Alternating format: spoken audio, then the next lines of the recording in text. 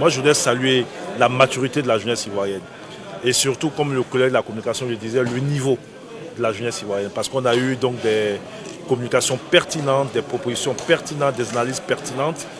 On ne peut que garder espoir. En tout cas, cette année, pour notre part, nous ferons tout pour que les actions qui seront arrêtées par le chef de l'État sur les institutions soient traduites donc, en actions concrètes, impactantes pour les jeunes.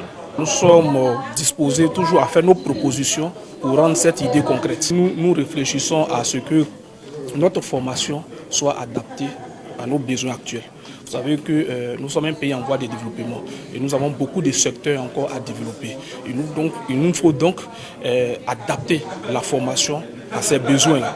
Et nous prenons pour qu'il y ait des pôles régionaux de développement. Pour nous, il faut partir à des spécialisations par région. Ça va donc aider l'employabilité dans chaque région. On n'aura pas forcément besoin de venir à Abidjan pour venir chercher de l'emploi ou se orienter vers la fonction publique. Nous pensons qu'aujourd'hui, on peut aider, les jeunes Ivoiriens peuvent se mettre ensemble pour créer des multinationales et c'est possible.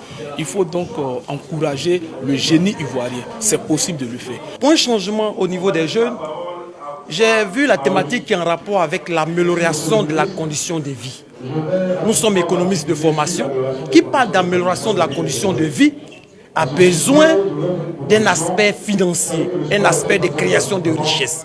Parce que c'est à partir de la création de richesse, on peut améliorer sa condition de vie.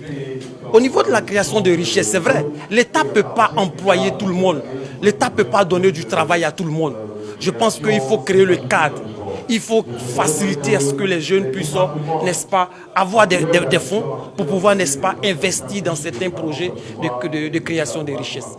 Pour ce qui vient de se passer là, c'est une première en Côte d'Ivoire, c'est exceptionnel, ce n'est pas anodin, c'est exceptionnel de voir que sous la gouvernance d'un parti spécifique, et que tous les autres partis, donc que ce parti-là appelle les autres partis à se joindre à lui pour réfléchir donc d'une problématique commune, en l'occurrence celle de la jeunesse, et de voir des jeunes des partis politiques s'asseoir ensemble dans une même salle donc pour égrener les problèmes de la jeunesse dans sa globalité.